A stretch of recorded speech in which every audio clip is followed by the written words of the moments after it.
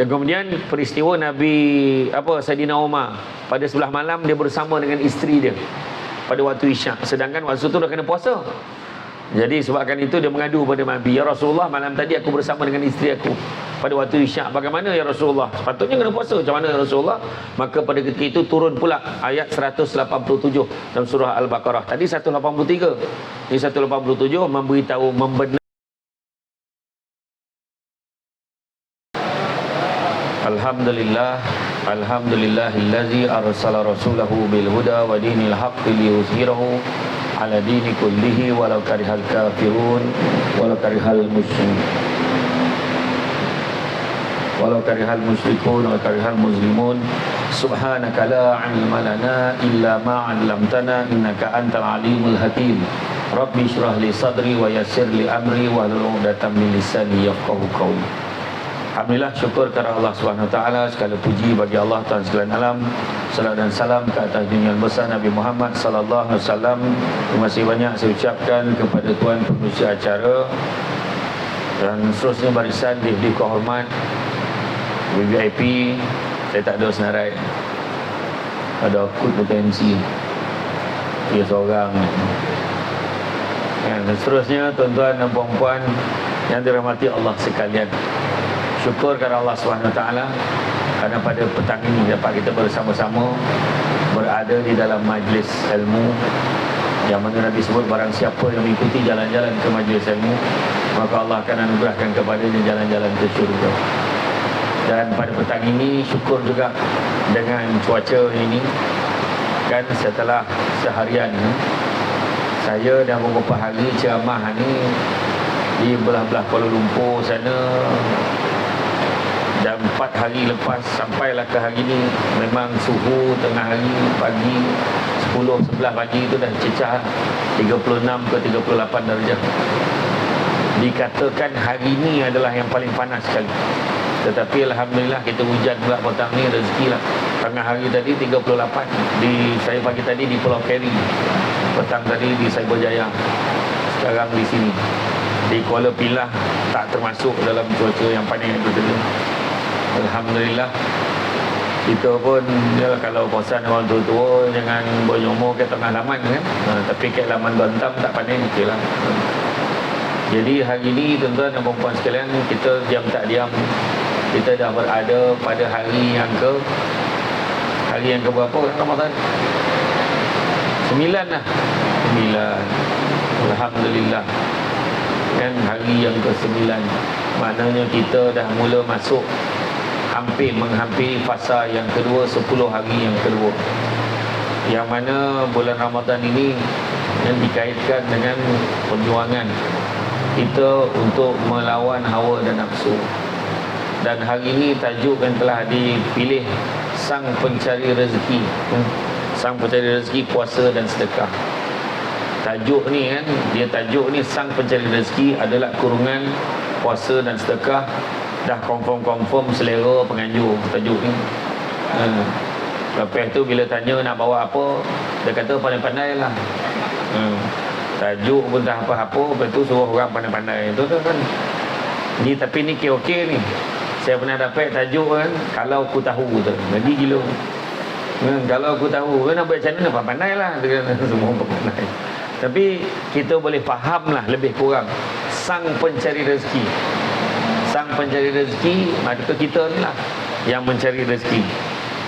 Dan puasa dan sedekah dikaitkan pula pada bulan Ramadan dan juga dengan sedekah. Kalau kita doa lah tadi, doa tadi yang sadih lah, doa tadi tu. Sadih doa penuh-penuh hujan kan. Dan mudah-mudahan kami boleh berinfak, bersedekah. Tadi kan, nampak tadi. Dikaitkanlah dengan Ramadan ni. Sebab kalau kita tengok kan, Ramadan ini adalah bulan yang mana orang berlumba-lumba nak buat kebaikan. Berlumba-lumba buat kebaikan. Ramadan ni tuan-tuan, kalau kita tengok tajuk ni, Sang Pencari Rezeki. Sang ni merupakan kata sandang yang lebih hormat daripada si pencari rezeki. Mana sang tu lebih hebat daripada si. Pencari pula orang mencari sesuatu, manakala rezeki pula bersifat pemberian ataupun kurniaan, sama ada duniawi ataupun agama.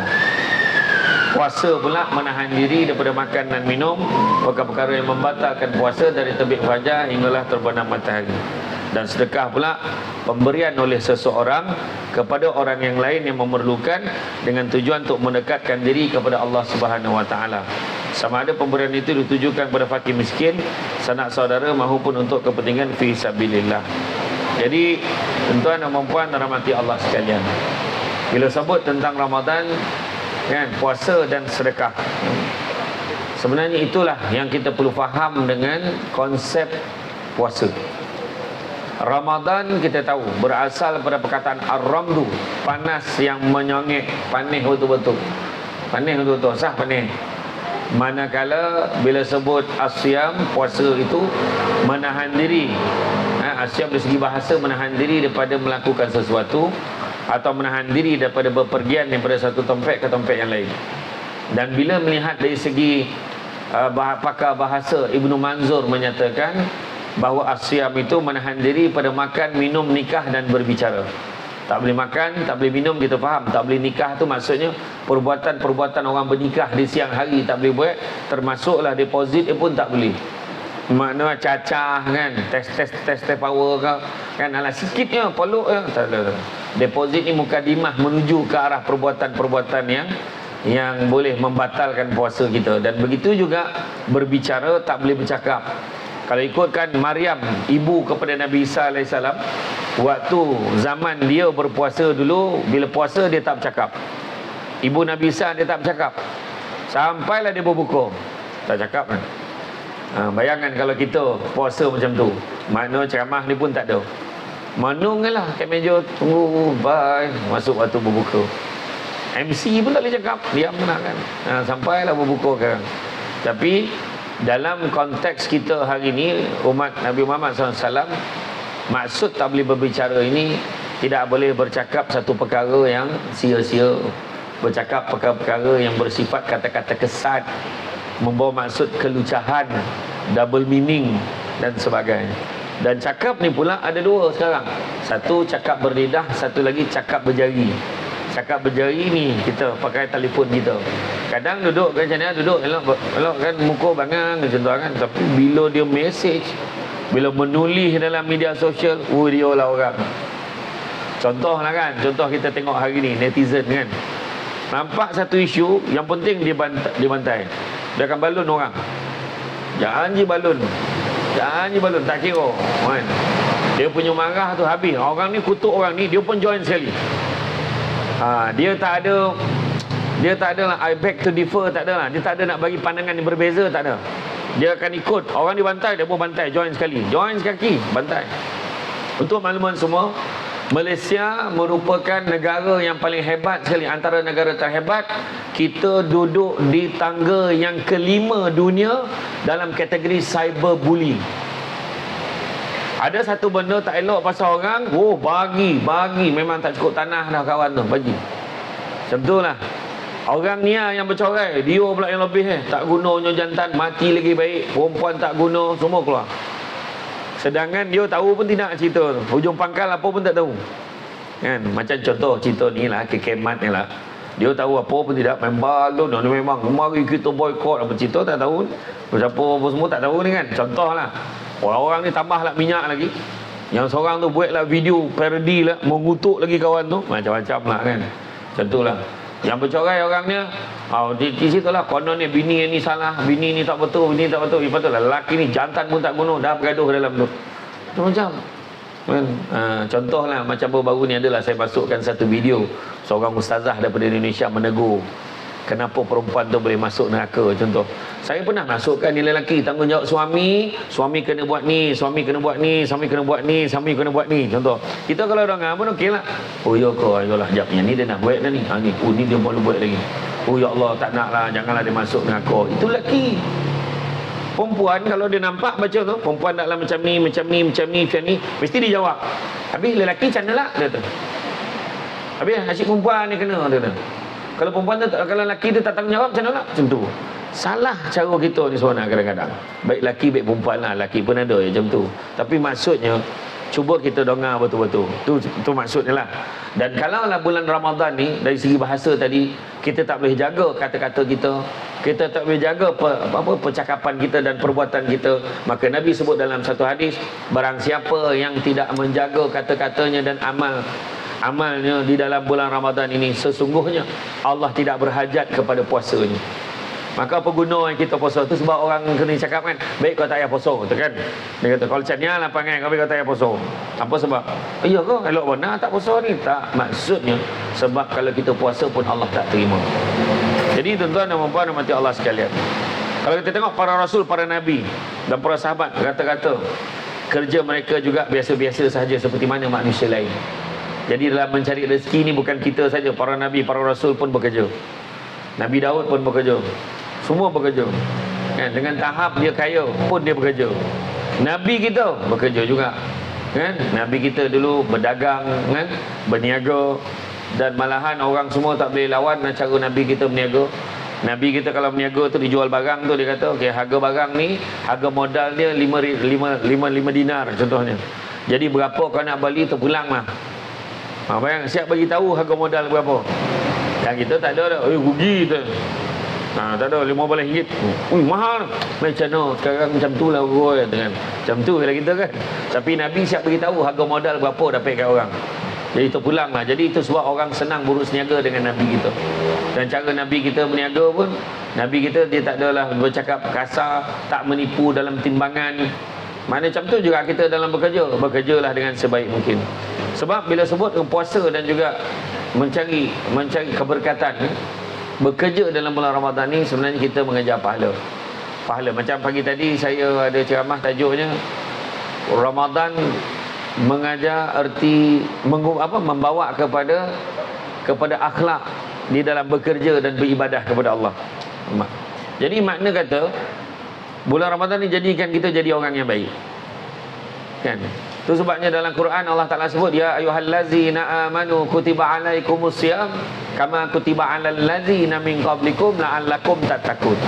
Wahai orang-orang beriman. Dia tak sebut orang pilah, dia tak sebut orang gantam, dia tak sebut orang Melayu, orang Islam pun dia tak sebut.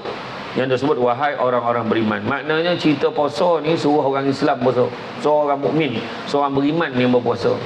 Mana kalau orang tu geng-geng GPH ataupun geng-geng Triple Y, maka dia tu masuk kategori orang tak beriman. GPH ni geng plastik hitam, Triple Y ni yak-yak-ye.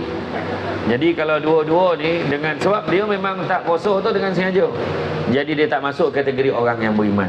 Kalau masuk kategori orang beriman tu macam tu lah. Wahai orang-orang beriman, diwajibkan ke atas kamu berpuasa kama kutiba alal ladzina min qablikum, seperti mana yang diwajibkan ke atas orang-orang sebelum kamu, la'allakum tattaqun, mudah-mudahan kamu bertakwa. Jadi kalau tengok dalam ayat tu kan, seperti mana orang-orang sebelum kamu diwajibkan berpuasa. Kalau kita tengok bab puasa ni pula kan, sebelum kita pergi pada tajuk ni, banyak nak uraian. Kalau kita tengok berapa kali Nabi berpuasa sepanjang hayat Nabi? Berapa kali Nabi berpuasa? Berapa kali puasa? Siat usah ngantuk tak? Main menguap. Tak. Berapa kali Nabi puasa? Kita kalau umur kita dalam 50-an mungkin sampai lah dalam 48-50 kot. Berapa kali puasa? Kan? Yang 40 mungkin dalam 30 lebih kali lah puasa. Nabi berapa kali puasa sepanjang hayat Nabi? Tak tahu ya. Tak apalah.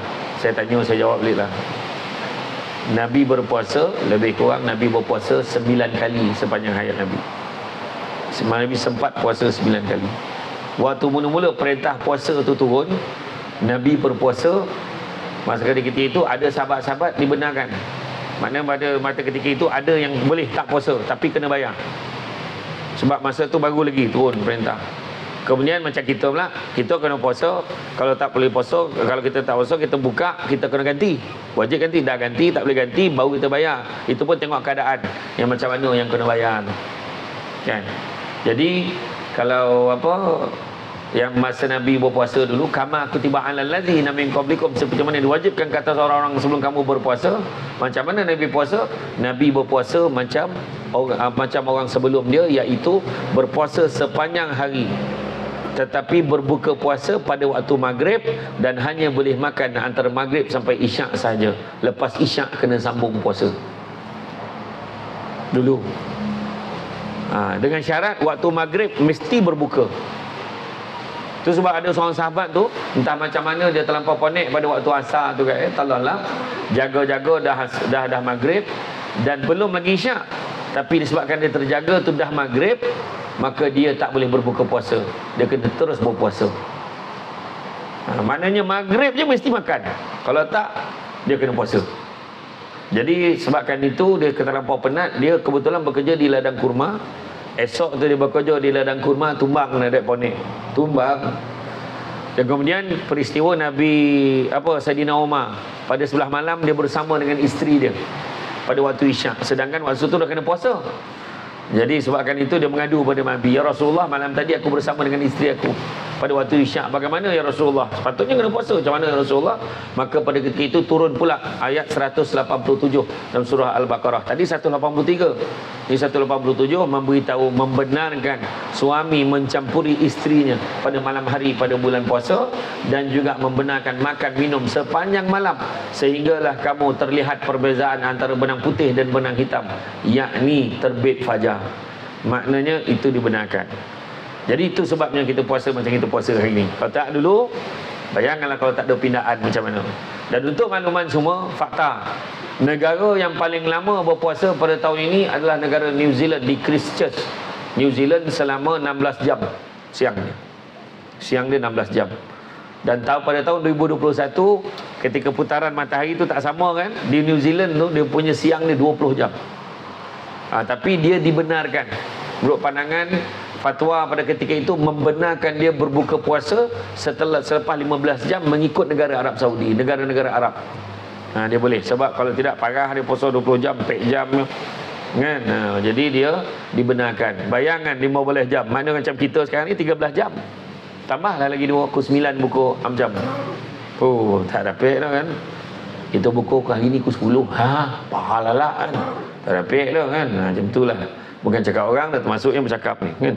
Jadi nak pula berceramah hari-hari, musim panas pula kan. Yang ni nak muncul dapat sejuk. Saya kalau ceramah hari-hari kan, memang setakat bulan Ramadan dah berapa tahun dah kan. Semenjak jadi Samsul Lebat ni teruk betul hari-hari ceramah bulan puasa ni. Tengah hari dah terbayang sidap selasih kan. Sidap selasih ini tak tahu lah. Biasa bulan puasa dapat sidap selasih ni. Kek Gontam pun tak dapat sidap selasih, tak tahulah kan. Saja cakap ni kan, yang faham lah kan. Apa bondo kayak Gontam minum air oret ni nyampah kan. Jadi itu sebabnya kalau kita tengok Nabi macam tu puasa. Jadi ayat di ujung, la'allakum tattaqun, mudah-mudahan kamu bertakwa. Apa maksud takwa ni? Maksud takwa ni berasal perkataan ittaqa, iaitu berjaga-jaga, berwaspada, berhati-hati. Maknanya takut-takut nanti terlanggar perintah Allah tu, yang Allah Ta'ala larang kita buat, tu kita takut. Jadi takwa ni kita tahu lah kan, macam bila musim haji kan, musim raya korban, sesungguhnya bila orang semoleh kan, sesungguhnya darah dan daging itu sama sekali tak sampai kepada Allah. Yang sampai hanya keikhlasan dan ketakwaannya, amal solehnya itu yang sampai kepada Allah Subhanahu Wa Taala. Jadi itu penting. Macam hari inilah bila kita berpuasa kan, kita berpuasa, kenapa kita puasa? Pertama tadi sebab takwa tadilah. Lagi kenapa? Sebab kita puasa, menginsafi nasib orang yang kurang bernasib baik daripada kita.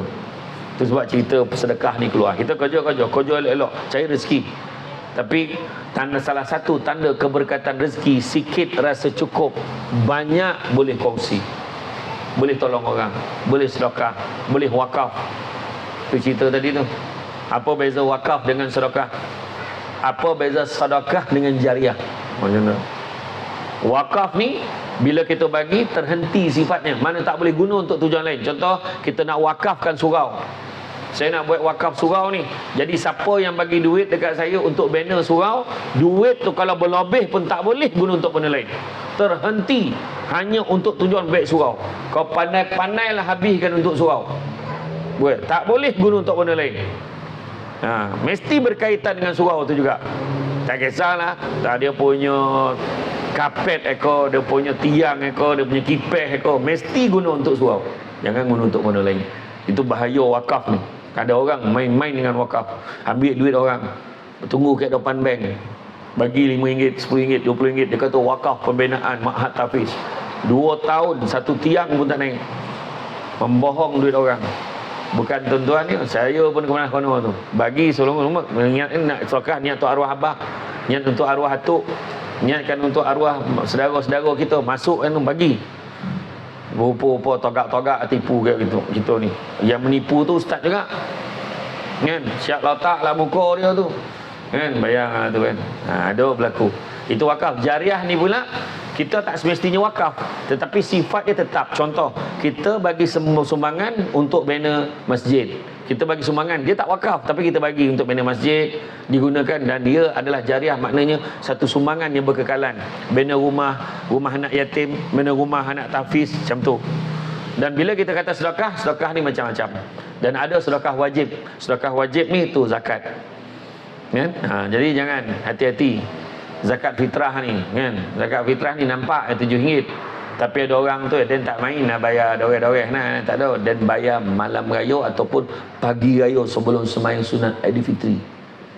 Jangan confident benar melainkan bapak mentua kita amil. Kalau kita bapak mentua kita amil boleh togok bah yang keluar lepin masjid belum bayar zakat ni, pagi sok boleh bayar. Yalah kata tak apa. Nak pula perangai kita ni pula goma malam raya penyampangan. Malam raya penyampangan, dia tunggu barang tu dilambak sampai pagi tu, dia tunggu dan lelong sampai kan dia kuih semprit tu daripada RM30 satu balang sampai jadi 30 balang RM1. Dia nak tunggu sampai jadi macam tu. Kan, tu dia tunggu sampai pukul 5-6 pagi tu.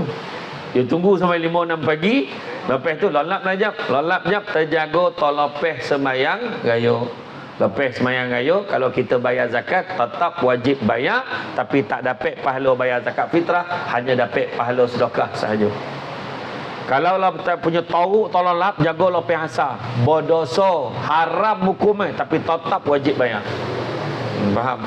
Ada tak orang macam tu? Ada. Ada orang macam tu. Saya cakap ni bukan bono tak ada, bono berlaku. Kan? Jadi bila kita pertama menginsafi nasib orang kurang nasib baik daripada kita. Macam kita lah sekarang ni, kita duduk kan. Kita duduk ni tengok meja kosong. Ada orang tu dah siap sampai dom dah. Ada orang nak mula ngintai-ngintai dah, apa lauk letak tu, pelauk letak tu. Tapi kita yakin ada makanan untuk kita sekejap lagi. Kita yakin.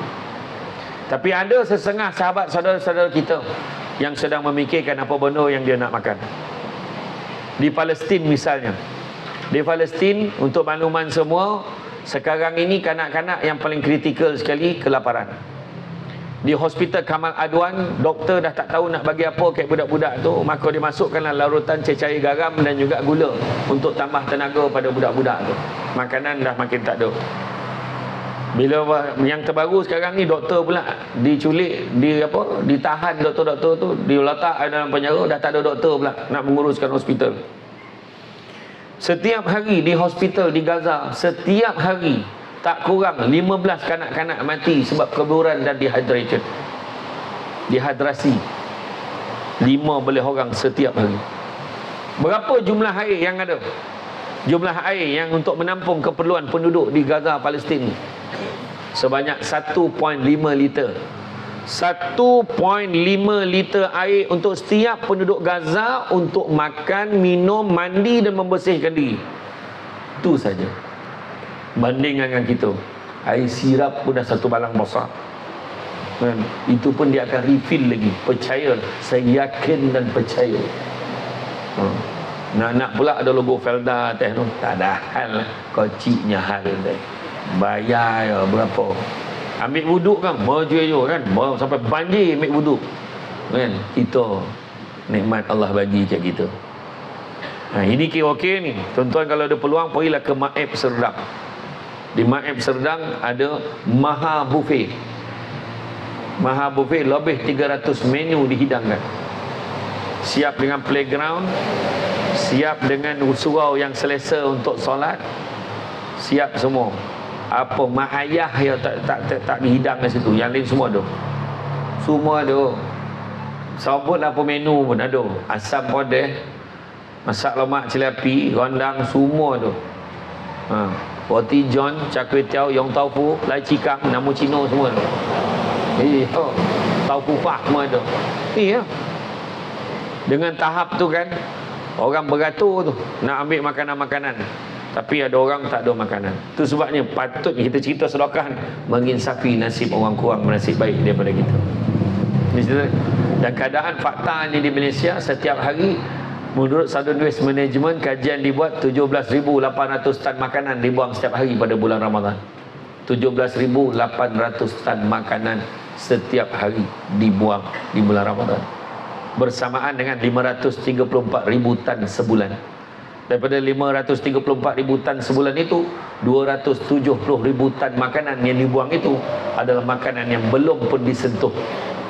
Macam itulah teruk perangai orang Malaysia bila makan, kecuali orang yang ada kiat-pilah. Ni cerita siap-siap. Jadi sekarang jangan ambil berlebih-lebihan. Ambil sikit, makan habisan. Tak cukup, ambil lagi. Jangan risau, makanan banyak. Kalau tengok tadi, saya tengok gerai-gerai, stall-stall buka tu lagi banyak. Sampai ke ujung tu, apa balik semua tu. Kan? Jadi, bersabar. Assalamualaikum warahmatullahi wabarakatuh. Apa khabar semua? Saya Syamsul Ban. Ni saya nak buat pengumuman cabutan bertuah Aidilfitri Al-Am kepada semua penggemar susu kambing Al-Am. Kami ada berita baik untuk anda semua. Kami akan mengadakan cabutan bertuah Aidilfitri Al-Am buat semua pelanggan yang membeli susu kambing Al-Am. Cabutan bertuah Aidilfitri Al-Am akan berlangsung pada 1 Mac 2024 hingga 1 April 2024. Bagi yang ingin menyertai cabutan bertuah ini, anda bolehlah scan kod QR yang terdapat pada kotak susu kambing Al-Am. Jangan lepaskan peluang ini kerana pelbagai hadiah yang menarik menanti anda.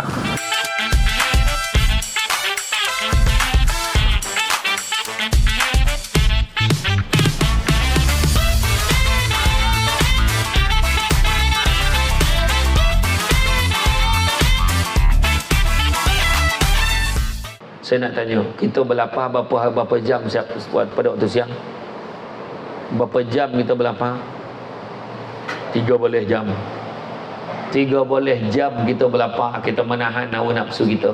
Soalan saya, berapa lama masa diperlukan untuk kenyang? Bayang, perbandingan itu pun macam tak seimbang. 5 minit ada tersandar dah. Aduh, setengah jam gila. Betul tu kau makan apa setengah jam?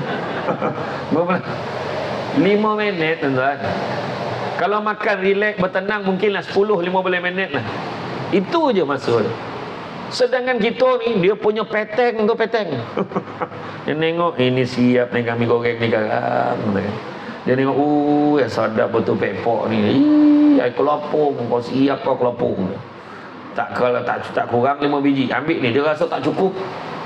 Gula anau pula kan. Tak boleh ni. Ambil. Selera dek nak balik dondam tu. Sudah makan sikit je. Makan sikit dah penuh. Nak mempunyai hona dah nampak kan? Itu hakikatnya. Itu sebab saya nanti besok kalau pihak Felda ke siapa nak buat joint venture dengan saya, insyaAllah saya ni ada beberapa department kita tengah merge bincang, termasuk Yayasan Budi Ihsan Malaysia. Kan perasan sebelum ni saya buat Korban Afrika tu. Kita nak ajak beberapa agensi join kita. InsyaAllah tahun ni kita nak buat lain sikit, ada tambahan. Kita nak buat korban di Palestin. Kalau ikutkan afdalnya korban, kita kena bagi daging mentah, betul tak? Tetapi tahun ni kita buat lain sikit.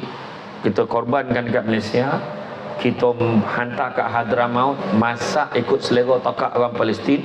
Kita retort, bungkus kita retort dan kita hantar ke Palestin. Sebab dia orang macam mana nak masak, saya fikir kita hantar tu biar dia boleh makan dia. Macam tu je. Itu insyaAllah saya mungkin akan panjangkan kepada pihak Felda untuk sambung. Setakat ni adalah beberapa agensi dah setuju dah. Kesian tuan-tuan, kesian. Makanan tak cukup. Di Rohingya tu je tengok. Dia tanya, sah tak puasa kami? Dengan tahap kami tidak bersahur dan kami tidak berbuka. Bayangkan tak? Puasa tak puasa, sahur memang tak ada makan. Kemudian belum cerita lagi dekat Kemboja. Tapi Kemboja sekarang ni okey sebab apa? Orang Malaysia rajin pergi sana. Orang Malaysia, orang Singapura ramai pergi ke. Tapi dia tak adalah teruk macam kita, macam orang di Palestin, macam orang di Afrika. Di Afrika tuan-tuan, masa saya buat korban Afrika dulu di Chad, Mali, Kongo kan, memang murah lah, harga RM390 satu bahagian. Sebab lembu kat sana tak payah bawa naik kapal terbang hantar sini, mahal. Jadi lembu kat sana Ambil kan sana kan RM390 tu nak bagi tahu kat tuan-tuan dan puan bila kita korban, ramai orang Malaysia join kan. Kita dah bagi tahu dia akan ambil daging korban pada sebelah pagi pukul 10 pagi. 10 pagi ni lah katakan. Malam tadi pukul 9 malam dia dah mula beratur. Punya lapar dan nakkan daging korban. Dia tak ada makanan. Air bicak tu, senang cerita ke pilihan. Air bicak tu kan. Dia cedok yang itu masak buat air minum. Tu yang apa, yang lumpur-lumpur tu kan. Kan? Di apa kopal-kopal tu dibakar jadi biskut, jadi cookies untuk anak. Bayangkan bukan bersih pun. Macam tu keadaan. Dulu harga korban di Palestin memang mahal lah. Harga korban di Palestin dulu seekor lembu tak macam gitu, mungkin 7-8 ribu seekor, dia 3 boleh ke 5 boleh ribu seekor. Kenapa mahal? Sebab lembu ngelak peluru.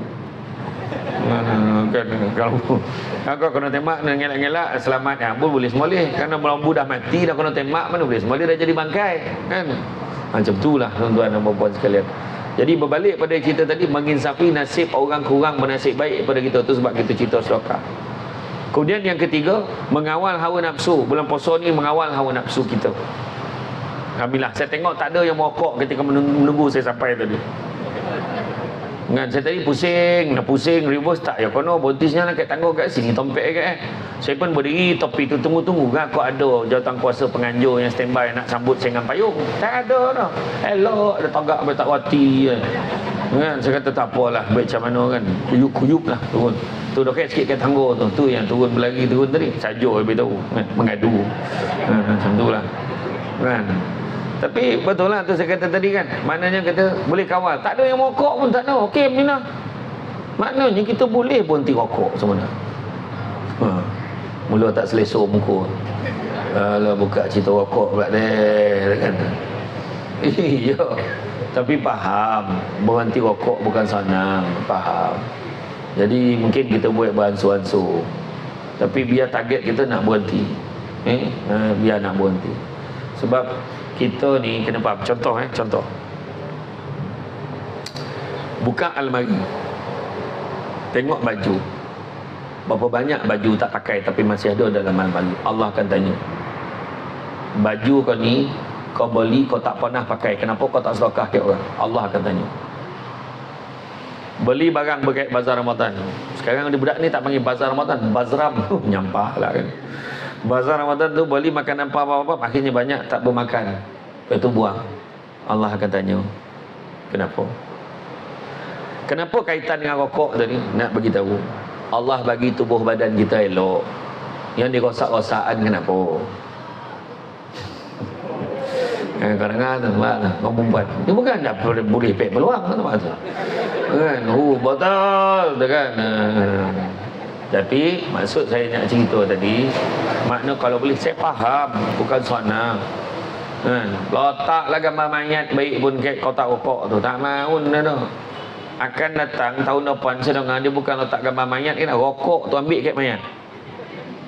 Mana nak beli rokok ni tu ambil kat mayat tu, kat hidung dia tu, kat telinga tu ambil. Tu semua mayat yang mati dek rokok kata kan. Tak maun dah tu. Dia kalau dia rokok ada je hujah tu. Kan? Tapi mungkin kita kurangkan, janganlah secara drastik, takut tak boleh kita nak habiskan kan. Jadi apa yang kita boleh buat, contoh. Kita dah biasa hisap macam kawan saya mari ni hisap 2 kotak sehari. Maknanya dalam 40 batang sehari. So kita cuba buat hari ni Senin sampai Ahad 40 batang. Minggu depan 39 batang sehari. Minggu satu lagi 38 batang sehari. Minggu satu lagi mati. Tak sampai berhenti. Contoh kan. Tapi mudah-mudahan Allah tahu yang kita dalam usaha nak berhenti. Ni nasihat adalah. Saya tahu cara muka tu pun tak reda, saya faham. Tak apalah saya beritahu ya. Mudah-mudahan kita dapatlah usaha nak berhenti. Kan? Jadi mana kata kita mengawal hawa nafsu kita. Dan begitu juga yang seterusnya, kenapa kita berpuasa? Kita berpuasa kerana ingin menyuburkan perasaan pemaaf, jujur dan bertolak ansur. Pemaaf, jujur dan bertolak ansur. Dan bila kita cerita tentang sedekah, tu saya kata tadi dalam bab bekerja, saya cerita bab bekerja dulu. Kita tengok macam mana Abu Hurairah juga adalah merupakan bekerja sebagai seorang penggembala kambing. Kemudian Nabi juga menjelaskan perihal Nabi Daud alaihissalam. Nabi Daud tidak makan kecuali dari hasil jerih payahnya sendiri. Hadis riwayat Al-Bukhari. Apakah signifikannya Rasulullah menyebutkan Nabi Daud berbanding Nabi-Nabi lain? Kerana Nabi Daud adalah merupakan seorang raja yang diberikan kerajaan yang mana gunung dan burung-burung juga tunduk kepadanya. Dari kerajaan inilah diwariskan kepada anak-andanya, yaitu Nabi Sulaiman bin Daud, sebuah kerajaan yang tidak ada tolong bandingnya sehingga ke akhir zaman. Pun begitu, Nabi Daud tetap juga bekerja sendiri untuk menyara diri dan keluarganya. Dan kalau kita tengok, Imam Az-Zahabi menuliskan bahawa majoriti sahabat Nabi meninggalkan harta warisan yang banyak ketika wafat. Kalau kita tengok Abdul Rahman bin Auf, tahu kan Abdul Rahman bin Auf kan? Abdul Rahman bin Auf ni sejarahnya sahabat yang paling kaya sekali. Abdul Rahman bin Auf adalah sahabat Nabi antara 10 sahabat Nabi yang dijamin masuk syurga, dan dia paling last sekali masuk sebab banyak soalan kena tanya, sebab dek water banyak. Jadi janganlah susah hati sebab water kita tak banyak. Ya, bila lagi banyak water kita banyak kena tanya, banyak tanggungjawab. Itu sebab Nabi ada sekali itu lepas sembahyang asar, Nabi bergegas pulang ke rumah kerana teringat ada 7 ketul emas orang baru bagi sedekah. Jadi Nabi kata kena copek-copek bagikan ke orang sebab tak nak dipertanggungjawabkan atas setiap ketul emas itu. Kita tidak. Nabi risau ada, kita risau tak ada. Tu beza kita. Kan? Bukan kita tu tuan-tuan yang termasuk yang bercakap ni. Dan kalau kita tengok kan, Abdul Rahman bin Auf ketika wafat meninggalkan harta warisan untuk setiap isterinya sebanyak 80,000 dinar bersamaan dengan 40 juta ringgit Malaysia. 40 juta ringgit Malaysia, bayangkan. Abdul Rahman bin Auf waktu dia hidup, setelah Nabi wafat, dia bayar semua perbelanjaan untuk isteri-isteri Nabi. Dia siap upah 2 bodyguard, 2 pengiring, itu ikut isteri Nabi. Kalau pergi pasar beli barang semua dia bayar. Dan dia juga bertanggungjawab bayar pampasan untuk keluarga mangsa perang Badar. Kan? Setiap keluarga dapat pampasan tak kurang 400,000 satu keluarga duit Malaysia. Itulah kekayaan Abdul Rahman bin Auf. Kan? Dan dia juga daripada Amru Al-As pula dia memiliki kebun anggur yang di dalamnya ada 1 juta kayu pancang punya bonsai. Hadis riwayat daripada Ibnu Asakir. Kita kena hairan dan takjub dengan kekayaan melimpah ruah yang mereka miliki, sedangkan Abdul Rahman bin Auf tadi kan, begitu juga dengan Amru bin Al-As. Kesemua mereka ni sahabat-sahabat Nabi yang kaya-kaya ni, dia kaya dengan tahap mereka jugalah yang paling sibuk berperang, berdakwah dan bersedekah. Itu sebabnya dalam kita bekerja kan, kadang kita cakap kita bukan tak nak bagi duit ke mak kita, bukan tak nak bagi duit, kita pun ngam-ngam gitu. Apa punca ngam-ngam? Salah satu kena tanya balik, bila kali terakhir kita bersedekah? Tanya balik, bila kali last kali. Itu sebab orang tua-tua dulu kalau keluar daripada rumah, lalu kat surau mana-mana masjid dia lalu, mesti dia berhenti.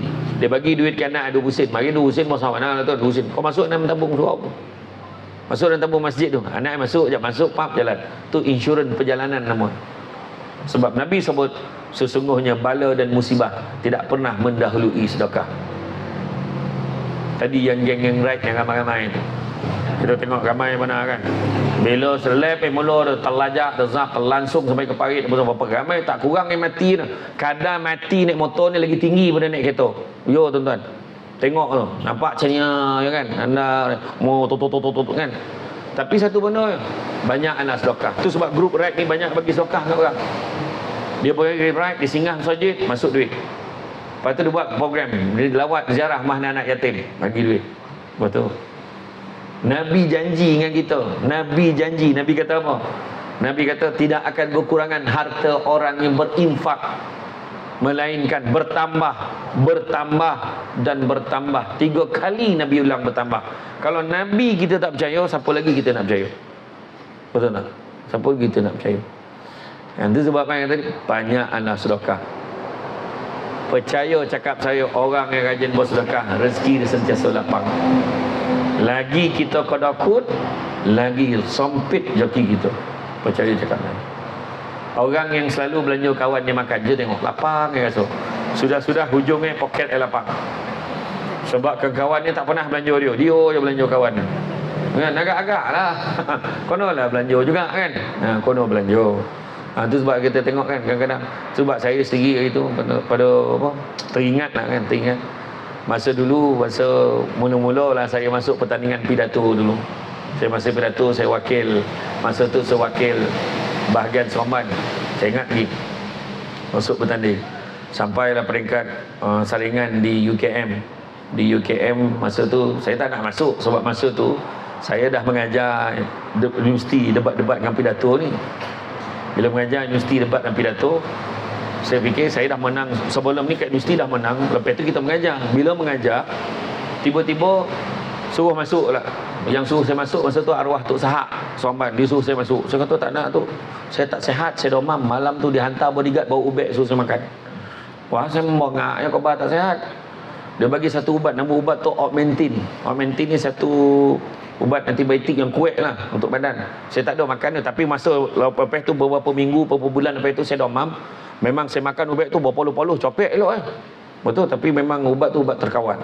Jadi bila dia bagi ubat tu, sahabat tu dia suruh dia masuk ni, saya pun pergi lah dekat UKM Saringan. Ada 8 bilik saringan. 8 bilik saringan, bayangkan 8 bilik saringan, dalam setiap bilik ada 10 peserta, 3 kali 3 session. Maknanya 8 kali 10, 80 kali lah 3. Itulah jumlah peserta yang masuk. Bila peserta yang masuk tu, dia nak ambil 10 peserta untuk masuk final. Saya pun logo lah, tengok tak apalah, tak ramai. Tak apa, dah ramai-ramai ni mungkin tak perasan kalau ada kalahan ni sudah dulu. So pun pergi kat satu bilik tu, dia kata masa tu saya datang petang Jumaat. Dia punya sesi tu Jumaat satu, petang satu, malam satu, esok hari Sabtu satu. Jadi saya pergilah yang petang tu. Bila pergi yang petang tu, dia kata sesi Encik Samsul esok hari Sabtu. Syakaban tak boleh, Syakaban, sebab saya besok saya nak kena pergi ke Ipoh, saya nak pergi ke Teluk Intan, ada program takraw. Masa tu saya main takraw lagi. Itu dia pun cakap, ya ke? Tak apalah, saya tulis surat sikit, manage sikit, pergi dekat bilik nombor 8, masuk petang ni. Saya pun pergilah bilik ujung tu. Bertambahlah seorang peserta kat bilik tu. Saya pun masuk, saya pun dah tengok peserta-peserta lain beriur, berprepare kan. Saya pun pergilah capai. Saya dah pakai baju t-shirt, capailah baju Melayu saya, pakai seluar, pakai sampin sikit, pakai songkok. Saya pun tengok tajuk apa, okey, semua tutang. Saya pun balik, logo. Saya pun balik, naik kereta balik lah. Balik sampailah daripada UKM balik Seremban. Esok tu main takraw tengah timang-timang nak game yang kedua masa tu. Tengah timang-timang bola, dapat call telefon. Hello, Cik Samsul ke? Tahniah Cik Samsul layak ke final. Lah, masuk final pula dah. Sudah masuk final. Saya pun fikir, alah, kalau masuk final pula 10 masuk final masa tu. Kan? Tak pernah berlaku lah dalam sejarah Negeri Sembilan ni masuk final untuk pidato macam tu. Saya pun masuk masa tu depan Pak Lah Ahmad Badawi di PWTC. Pentas yang sama lah yang saya berucap itu. Kira pontes tu kalau saya bercakap memang tak pernah lah taong kan. Memang handal betul lah. Tak pernah tak viral macam tu. Bila saya masuk, cuma yang bagusnya masa tu saya pecah rekod, sebab masa tu 10 peserta bila masuk pertandingan, saya seorang daripada Negeri Sembilan. Daripada Perak ada 2, Selangor ada 3. Masa tu yang layak ke final. Sabah ada 2. Jadi Johor ada seorang, JB ada seorang. Jadi diumumkan tempat ketiga seorang perempuan, Puan Hajah Faridah tu, dengan markah 76 markah daripada Johor Bahru.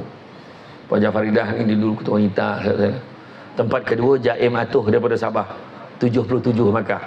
76, 77. Tapi saya masa tu diumumkan juara dengan markah 95 markah. Maknanya nak bagi tahu standard Samsul Debat ni macam tu je. Tak ada nak bagi tahu. Maknanya saya bila bercakap tu macam tulah. Tu sebab sampai sekarang saya cuma dah tak ada masa. Makin saya mengajar. Budak USIM tu pun saya mengajar daripada gagap dan sampai jadi juara pidato antarabangsa lah budak tu. Mana saya dicabar oleh tok guru saya, nama dia Cik Khairul Azan Cik Ahmad budak Kelantan. Dia roommate saya, dia cabar saya. Mu belum boleh kira hebat selagi mana mu belum boleh train orang lain jadi super mu gitu. Maknanya kalau saya bertanding Johan, tak cukup, saya kena jadikan orang lain Johan pula. Alhamdulillah saya boleh buat apa-apa. Dan kemudian saya bersara. Cuma nak beritahu, Johan masa tu dapat hadiah 5,000 dan tiket umrah. RM5,000 dan tiket umrah. Tapi Alhamdulillah tiket umrah tu dah orang dapat, duit tu ambil betul. Tak apa hal dah. Kojak-kojak ni tak siapa ni duit tak belum ada ni orang pula tengok kan. Tapi masa tu saya kebetulan masa saya menang tu birthday mak saya. Saya hadiahkan kat mak saya. Hadiahkan untuk mak saya tiket umrah. Duit saya ambil. Cuma masa tu saya cakap apa tau, mak pergi umrah. Baru saya tahu rupanya mak saya pula beberapa tahun lepas arwah abah saya meninggal, mak saya pergi umrah dengan satu syarikat travel agent di Sombat. Bila pergi dia rasa macam tertipu. Dulu kan pergi sampai 3 boleh 4 boleh hari dulu. Lepas tu dia kata janji 3 boleh hari, tiba-tiba dah tinggal 2 boleh hari, ada masalah visa. Last minute pergi 1 boleh hari 9 malam. Mak saya rasa tak puas. Tapi mak tak pernah cakap dengan anak-anak dia. Maksud nak ngumpul duit dengan senang. Dulu masa pergi dulu 3,000 dah boleh pergi dah. Jadi mak saya bila pergi tu terfikir, ya Allah, masa tawaf wida tu mak saya doa betul-betul, sampaikanlah aku kemari ya Allah. Tapi mak saya tak nampak jalan mak saya boleh datang. Dan tak sangka mak saya dapat pergi percuma. Masa saya bagi hadiah tu tiket umrah, baru mak saya cerita ni. Saya tak tahu, ingatkan mak okey, dia pergi umrah dulu. Dan bila saya hadiahkan mak saya birthday tu, mak saya dapat pergi kali ni pergi mana? Pergi 14 hari 12 malam. Mak saya pergi masa tu pergi dengan grup Jawi, Jabatan Agama Islam Wilayah, dengan ustaz-ustaz dan ustazah-ustazah. Memang puas hati dia pergi. Saya cakap apa kat dia saya? Ya Allah, hari ni aku sedekahkan untuk mak aku. InsyaAllah aku pergi umrah besok, aku nak pergi pakai duit aku sendiri. Selepas tahun 2006 tu saya belanja mak saya, alhamdulillah saya dapat pergi bila 2006 boleh 10 tahun lepas tu baru pakai duit sendiri. Masa tu kojo lah apa semua kan, dapat pergi lah, kumpul sikit dapat pergi, alhamdulillah. Masa tu lepas masa saya pergi tahun tu, saya cakap dengan diri saya, cakap dengan mak saya tengah makan dengan mak saya dengan adik saya. Lepas tu saya dapat jadi apa? Saya dapat jadi duta. Masa tu dah jadi Samsul Debat. Dah jadi Samsul Debat, tabung haji offer saya jadi duta untuk pergi umrah. Masa tu lah saya bawa mak saya dengan adik saya. Saya duduk lepas makan dekat hotel Movenpick. Makan tengah hari saya cakap dengan mak saya, mak, rasa-rasa nak bawa lah mana keluarga kita yang susah-susah ni kan. Kita belanja dia bawa pergi. Kau memang ini Madinah ni, kau cakap kau nak buat, mak cakap. Jadi saya pun, yalah nak buat lah ni. Akhirnya pada hujung 2018, awal 2019 macam tu, saya dapat bawa 15 orang ahli keluarga saya. Masa saya bawa tu, kira-kira lah kan, package kan, nak ilah Allah. Satu kepala masa tu 8,000 lebih, dekat 9,000. Tu package mewah lah tu kan. Lepas tu bila kira-kira, jangan ditotalkan berapa, 15 orang tu jadi berapa. Monong. Yang monong kan 2. Saya dengan buku akaun tu, monong. Ya banyak padat. Lepas tu orang lah bisikan tu, padat muka kau. Kau selalu ceramah kemen hana bab sedekah, tengok licin duit kau. Contoh lah. Tapi saya kata lantak lah kan, adalah hikmah ni, buat lah belasah, tapi monong.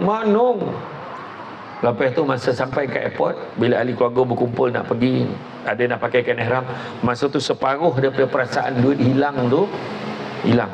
Separuh ke tau, ada separuh lagi.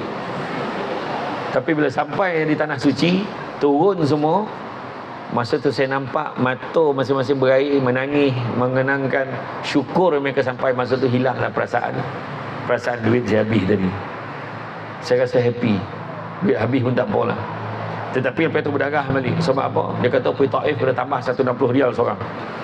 Saya juga lah bayar. Sebab dia orang kan tu, dia orang mana ada duit, dia cakap tak apalah lain kali. Tak ada mana lain kali dah saya bayarkan juga. Tetapi demi Allah, saya cerita ni bulan puasa ni, sampai di Malaysia, tak sampai 3 bulan Allah ganti balik duit saya. Macam mana Allah ganti, saya pun dah tak perasan macam mana Allah ganti ni. Duit ceramah ke apa semua kan. Tapi nak beritahu tuan-tuan, masa tu tak adalah cakap mujur balik modal, tak. Masa tu saya cakap, siapa lagi aku nak tolong ni ya Allah, tolong jangan angkat tangan, macam tu. Jadi lepas pada tu pula, alhamdulillah, itu tahun 2018 boleh. Lepas pada PKP tahun lepas, pada bulan 2 dengan syarikat Travel Harmony, saya bawa lagi 45 orang keluarga saya pergi. Kan, Datuk Zainal dia tahulah, Mak Jin tu kan, saya bawa dia pergi. Ada antara yang saya bawa. Percaya cakap saya, Allah akan murahkan rezeki kita. Sedekah lah.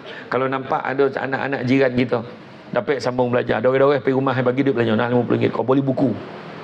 Cakap kat dia, beli buku. Dia beli buku, dia guna buku tu, dia belajar sampai dia grade, dia kojo, mengalir pahala untuk kita walaupun dia dah berkojo. Sebab ilmu yang kita tadi sumbangkan sedekah untuk dia tadi. Buat tuan-tuan. Itu sebab cerita puasa dan sedekah ni tak boleh nak elak. Ingat tak bagaimana satu kisah, bagaimana seorang budak perempuan, budak perempuan ini yang dilelong, budak ni dilelong untuk jadi hamba.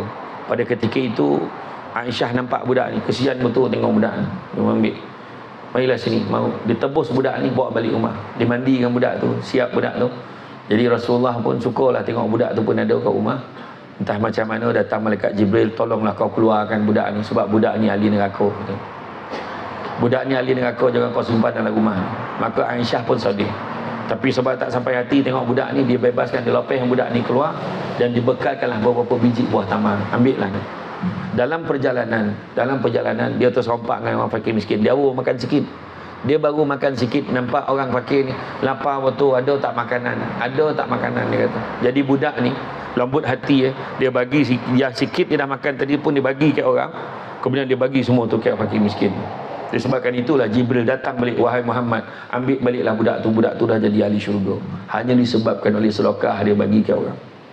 Macam sekarang kan, kita nak makan, kita nampak ayam dah tinggal sekotul dan masa beratur kan, tak apalah, ambil lah, mudah-mudahan masuk syurga. Tak rapik dah dan punya kan. Kan macam tu lah nak ceritakan keajaiban bersedekah ni, tuan-tuan dan puan sekalian. Itu sebabnya kadang kita kan sampaikan hadis sebut lah kan, dalam hadis sebut Nabi kata, bezakan diri kamu, pisahkan diri kamu daripada api neraka walaupun dengan hanya sebiji buah tamar. Nampak? Bayangkan, besar pahala tuan-tuan bab sedekah ni. Ya, sikit-sikit. Ada seorang cerita betul di Ampangan. Ada seorang kakak ni datang ke rumah anak yatim di Ampangan tu. Kakak dengan sekolah Ampangan tu ada sekolah apa ya, rumah anak yatim Darul apa benar lah. Dia datang kat situ, dia kata saya nak sedekah, boleh tak? Ustazah ni cerita balik ni. Boleh, kata ustazah yang jaga rumah anak yatim ni. Boleh apa? Dia pun bagi satu sampul. Terima kasih ya, dia pun balik. Ustazah ni pula dah balik, orang tu tinjau dalam sampul tu. Berapa lah bagi orang ni? RM20. Dia kata, ingat banyak warna. Terdotik dalam hati ustazah tu. Ingat banyak warna, RM20 bagi. Selang beberapa minggu, akak ni datang lagi. Dia kata saya nak bagi semangat. Yelah, dia kata dia pun ambil RM50. Selang beberapa bulan, dia datang lagi, dia bagi RM100. Dia bagi RM500. Sampai sekarang tak pernah miss, konsisten 2 minggu sekali atau sebulan sekali dia akan bagi RM500 ke RM1,000 ke rumah anak yatim. Jadi bila ustazah ni tanya dia, rupanya dulu dia datang dia bagi RM20, dia baru mula nak berniaga. Kemudian dengan sedekah tu alhamdulillah berniaga dia okey sampailah ke sudah. Itu sebab buatlah berlumba-lumba lah buat kebajikan. Berlumba-lumba lah buat baik. Sebab kita tak tahu amalan yang mana akan memasukkan kita ke dalam syurga. Macam hari ni kan, saya ceramah dengan, saya bukan tahu pun bayar berapa. Tak tahu. Tak mana saya ambil tahu lah. Betul. Kau PA saya pun cakap kan, saya tak ada ambil tahu lah. Kan? Ya, kau tak bayar pula. Makan ni Ustaz. Ini macam ni. Memang tu lah sekali tak datang lah ni kan. Tak ada lah. Betul. Sebab saya katakan jangan, saya selalu cakap jangan disebabkan duit program tak jadi. Saya kata jangan. Sebab ceramah saya daripada ilmu. Ilmu pun Allah pinjam. Bukan saya punya. Share lah mana yang boleh. Dan saya paling gemar petang ni lah. Sebab ceramah di Laman Gontang. Kalau tidak hari-hari Ipoh, apa, Rawang kan? Semua jauh-jauh kan. Hanya ada orang pilah Longgo Mesut kan. Iya tu dan hari-hari ni untuk makluman semua. Besok pagi muang potang dalam patah. Tak tahulah patahnya mana kan. Habis dalam patah, lusa saya akan berangkat ke Kuching, Sarawak 4 hari 3 malam. Bulan puasa. Bayangkan. Best lah. Puasa beza kan. Kan. Tapi Sarawak beza dengan kita setengah jamnya. Setengah jam. Kalau Sabah 1 jam. Macam tu lah tuan-tuan. Buatlah. Tapi percaya cakap saya, sedekah ni kalau kita bincang balik kan, memang tak ni. Kita tengok macam Kek Somban tu, tengok masjid tu. Masjid ni macam mana orang kaya ni. Dia boleh beli, dia tanya dengan bos saya main, masa saya kerja main, dia tanya, "Tok, ada tak tanah tu?" Ingat saya nak wakaf lah, wakaf untuk ayah saya. Untuk abah tu, untuk mak saya. Dia beli tanah tu harga 50 juta. Harga 5 juta. Tapi dia bina masjid dengan harga 50 juta. Tu Masjid Husin Semanua. Lepas tu dah halang-halang beli tanah kat sini, saya nak, ada tak tanah lain untuk saya pula. Tu diwakaf pula dekat Senayan. Harga tanah 6.5 juta. Kos pembinaan masjid 100 juta lebih. Dia wakaf lagi satu tanah kat Langkawi untuk orang rumah dia. Dekat situ pun harga berjuta. Masjid yang pertama full aircon. Yang paling mahal kat Senayan, masjid tu dalam Bosa siap satu petak khas. Kalau dia meninggal besok, dia kata situ tanam. Pengusi khairat kematian pun tak booking lubang kubur. Dia punya hebat, dah lah kayo kan, dah lah kayo, tapi dia menyumbang. Tu yang Hafiz Hiu Situ Joy, dia sumbang berapa banyak tu. Yayasan Sofa tu dia bagi berapa. Hari tu Pap, hari tu Ibu bagi, nak bagi lagi. Hari tu rancangan, masa rancangan apa, rancangan My House TV Hijrah, bawa berat bincang berapa kos diperlukan. Pap, dia terus keluar, dia bawa masuk Islam macam tu kan. Bayangan dia mu'alaf yang masuk Islam tapi sangat rajin bersedekah. Saya pergi kat rumah dia tu, memang humble. Allahu Akbar, sedekah pakai kepala dia fikir. Ya tuan, tu sebab kita ni fikirlah, jangan tunggu kaya baru nak sedekah. Sedekahlah sampai jadi kaya, macam tu ya? Jangan tunggu alim baru nak berdakwah. Berdakwahlah sampai jadi alim. Jadi rasa cukuplah sekadar tu tuan-tuan. Cara tonong tu tahu tak perhati dah satu kan, kau berapa dah ni, dia dah lah tu kan. Jadi mudah-mudahan walaupun sikit kan, bak kata orang cantik dipandang rumah penghulu, kayu tu okey dari papan. Alang-alang menuntut ilmu, subuti pasir kembanglah menjadi intan. Jadi kita amalkan walaupun pendek, walaupun sikit, kita sebar panjangkan dan kita amalkan. Jadi tuan-tuan dan puan, itu saja daripada saya. Sungguhnya yang baik itu datang dari Allah SWT. Kurang tu kecelakaan saya sebagai manusia biasa.